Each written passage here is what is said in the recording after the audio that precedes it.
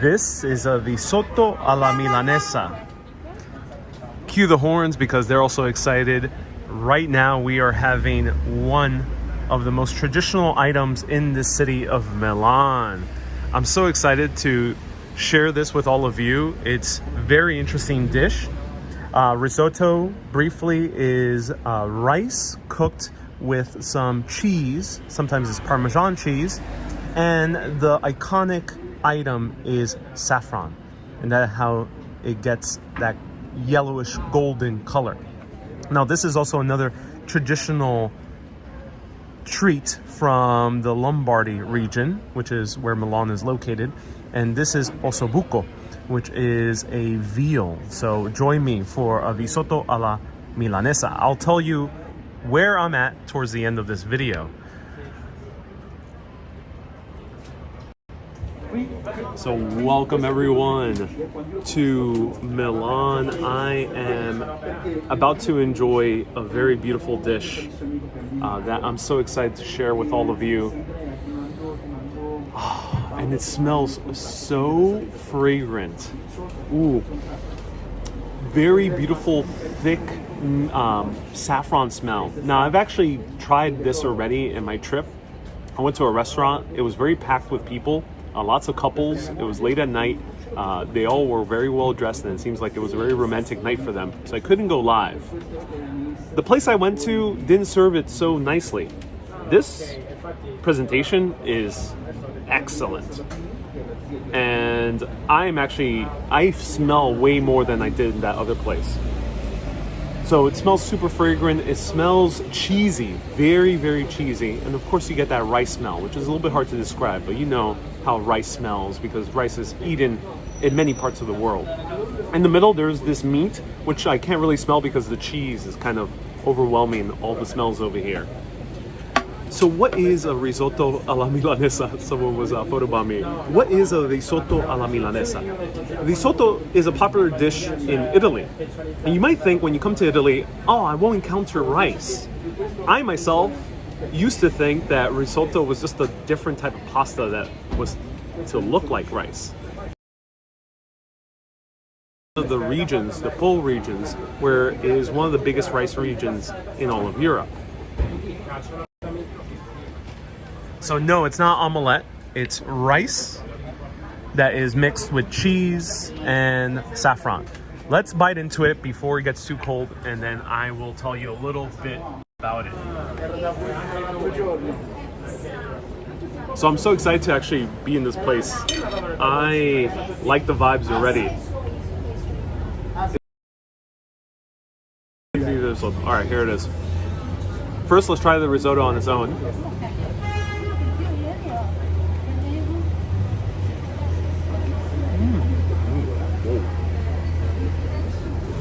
Okay, there's a lot of traffic, so ignore the honking and the cars. Usually in Milan it's actually pretty quiet, but this particular street there's a lot of traffic. Wow! At first, it tastes very cheesy at first. So you almost get like a similar taste profile to like a mac and cheese. Might sound blasphemous for many Italians. I don't know why in Italy there's so much discrimination against mac and cheese. It's a beautiful dish. So at first it tastes like a mac and cheese, but then you have that saffron. And the saffron, these places charge anywhere between 15 euro to 30 euro for a risotto alla milanesa. It's crazy expensive in terms of Italian prices. And the reason they charge so expensive is because saffron itself is very expensive. So you get that very strong saffron taste. But mixed with the cheese, it takes on a different quality. Because I've tried saffron many times in rice. It has quite a different style to it. Hello, Gigi. Bar, am I showing you around? Stay tuned at 5 p.m. Italy time. Ronald, this is a cheesy risotto. Indeed it is. You might be able to complete the quadfecta with Donatello's David on display. Ah, yes, Paul. Thank you so much for letting me know. I did read your comment before, so thank you so much. And Hello Shaya, hello Gigi, and Kay and Milo. Looks great. It does look great, yes. All right, so feel free to ask me any questions, but where does the risotto come from? Let me show you the menu, actually, before I tell you a story. Let me know if you want to know what where the risotto Milanese comes from. It's actually very important legend tied to one of the most famous places in all of Milan. So this is the menu.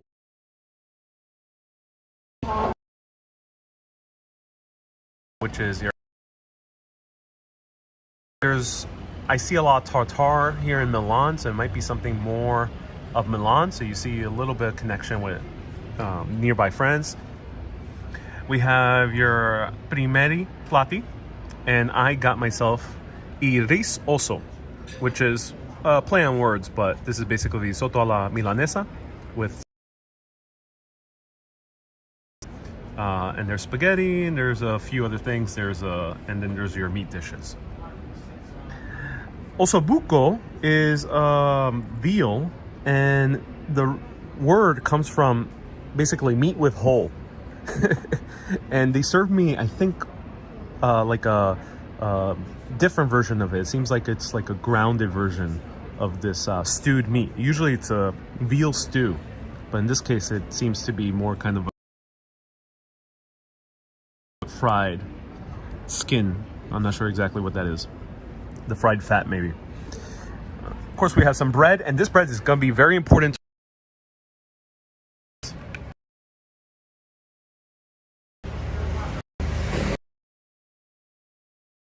Buco means whole. Thank you so much. Bone whole. That's what it means. Bone whole. So this ties into a duomo. I'm gonna try this ossobuco. We'll try it with a little bit of ossobuco, a little bit of this ground.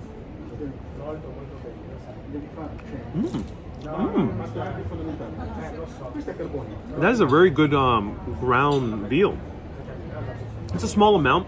If here in Milan is very expensive, so this is 15 euro, which I don't mind for this. But if you want to get risotto with a proper piece of meat, start going up to 25 euro, 30 euro. I tried to go to a nearby place, way too packed, and it was 30 euro for a piece of fried veal, which is very traditional Milanese style, which you find even in Puerto Rico. We have a lot of Argentinian and Chilean viewers. You find that kind of fried veal in that area of the world. You find Milanese almost every area of the world. You also find it in New York with the Italian-American restaurants. But I find it hard to justify a fried veal for 30 euro. Let me know what you think.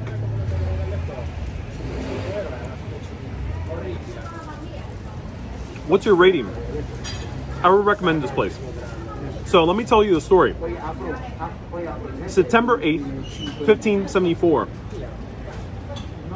The assistant of Valerio of Flanders was a master glassmaker. And this man, Valerio, was actually working on the glasses of the stained glasses of the Duomo, the Milan Cathedral. And his assistant courted his daughter. Well, of course, like any person you employ, you're going to be a little bit wary for them trying to marry into your family. He had a nickname for his assistant, Zaffanero. And the reason he called him a Zaffanero, which means saffron, was because this assistant of Valerio was obsessed with saffron. Now, what I'm telling you is not real history per se. It is a legend. So none of this I could find verification, but it is a very famous legend. And he was obsessed with saffron. He would sprinkle saffron in every single dish of his. He would sprinkle saffron even on the stained glass because he wanted to make them look a little bit more vibrant and a little bit more gold. Well, called him Saffanero, little saffron boy, basically. Until one day they had dinner. The daughter, him, a few other nobles from Milan, because they were, of course, connected with the family that was paying for the cathedral. And The safanero, the little saffron boy, the assistant, puts a bunch of saffron on his risotto. And risotto has been eaten or rice has been eaten in this region of Italy for centuries. We'll get to risotto a little bit later, the real story. So he sprinkles a lot of saffron on this rice dish. And they start serving it. And they serve it even with more saffrons to make it super golden color. And they thought they were gonna mess with the little saffron boy. They're like, oh, this is maybe too much saffron for him. Now it's like completely yellow and golden in color. Well, it was a massive hit at the banquet. And people took a bite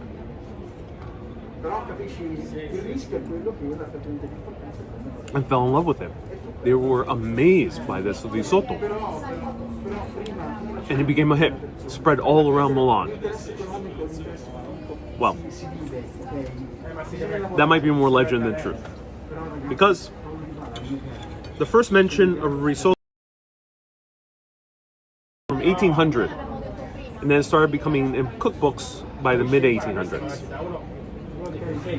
Another thing is, risotto, as it's made today, not like traditional rice that you would see in Puerto Rico, you would see in, let me know what part of Europe serves traditional rice. You might see in the Middle East.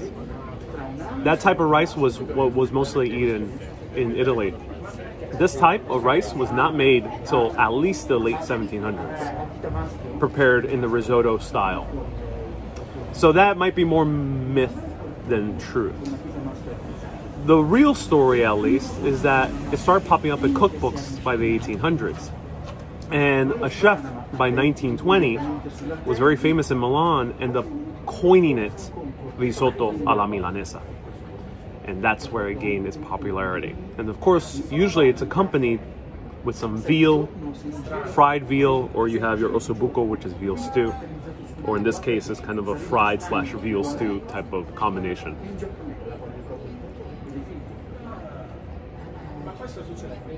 Which makes it so interesting. So this is a very interesting dish.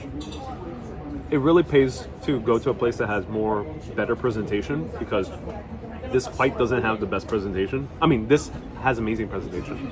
I've been to other places with bad presentation, and it just makes me feel like I'm just eating like some rice, some cheesy rice.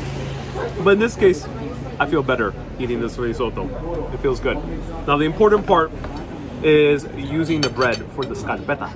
Scarpetta means little shoe, and what you do, I'm going to show you, I'm going to illustrate, because I'm going to eat this a little bit more calmly after I finish the video. Scarpetta means a little shoe in Italian, and this is what you do. I would do this towards the end of the meal, but just to illustrate right now, is you do this. You soak up all the juices. There's more cheese here, I might use that. You soak up all the juices, and there we go. You got a little shoe filled with all the sauces and the juices.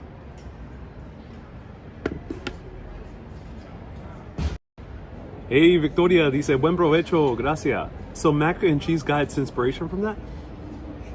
I don't think so. No, it doesn't. It wouldn't, since the first mention of risotto alla milanesa and any type of risotto is from the 1800s. It's actually after mac and cheese. Mac and cheese, the very first mentions of mac and cheese, popular like cookbooks, was dating all the way back to the third president of the U.S., Thomas Jefferson. So that's by the late 1700s. There was already mentions of mac and cheese in the U.S.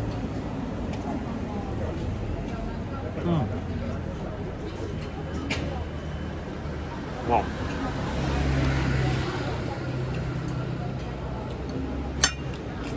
Now let's try the crunchy part of this ossobuco, or this version of ossobuco.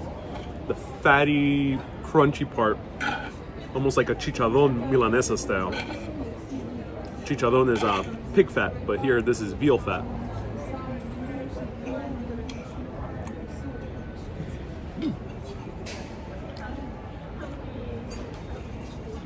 Not so crunchy. It gets soggy because of all the cheese.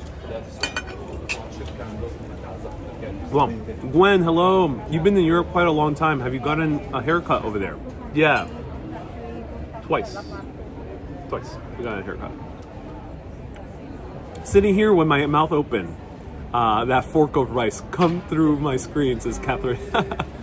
Hey, so mac and cheese. Oh yeah, I already answered that.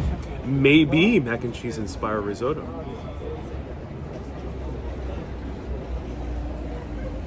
I don't know. I think Americans don't get enough credit in Europe. I want to do a thorough investigation. Let me know if you want to see this as a Netflix series. A thorough investigation on how America actually inspired Europe. Because the more I come here, the more I learn about history, the more I see, like, wait a minute. I thought Europe invented all these grand, classy things. The food, the architecture, the art. But then I'm like, but that popped up in New York first, or Chicago. Huh. I'm not saying that this specifically has any ties, but if you see my videos long enough, you'll see that there are ties. What drink goes best with that? Says, I don't know. I would recommend a white wine, in my opinion.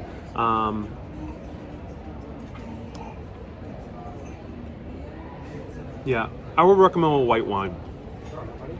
I think saffron might be a little bit too contrasting with red wine. Let me know, what would Milanese people combine it with? And I want to give a shout out to Camilla for recommending this particular dish, the combination with ossobuco. Show the dish, says Lisa. I'll show you one more time.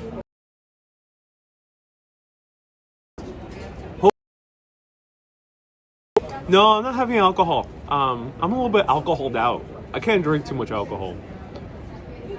I like it when I'm like with people, but I don't know.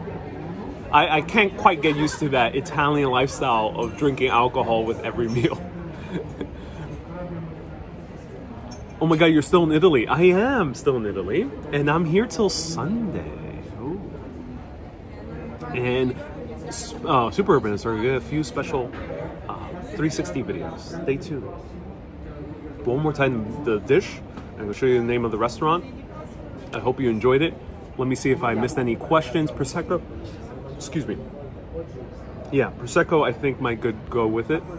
I'll show you the dish one more time. Stay tuned, Lisa. Lisa says, happy Saturday night in Sydney. Hey, Lisa from Sydney. Hope all is well. Can't wait to go one day to Australia. So far we learned the term scarf my food comes from. Where does it come from? Does it come from here? I'm gonna listen. Scarf your food. Couple behind me is really chatting up the waiter. They're asking so many questions. Perdón, bon appetito. Thank you so much. Teresa is watching from Florida. Hey Teresa, hope you and Father Rowe are doing well. And served with risotto becomes a first and main course together. Yep, they call it primeri secondi piatti in some menus. Here they don't call it that, but I went to a few other menus and I saw primeri secondi piatti, which means first, second plate, because they just combine it together. Hence, kind of Italian-American style, where you combine both together. All right, let me show you the meal and let me show you the name of the restaurant. Thank you everyone so much for watching. Feel free to become a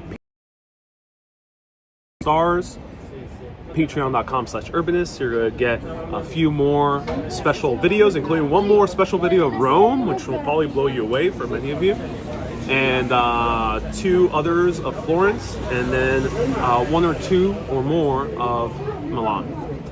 All right, without further ado. Risotto alla Milanese. I am about to scarf all this down.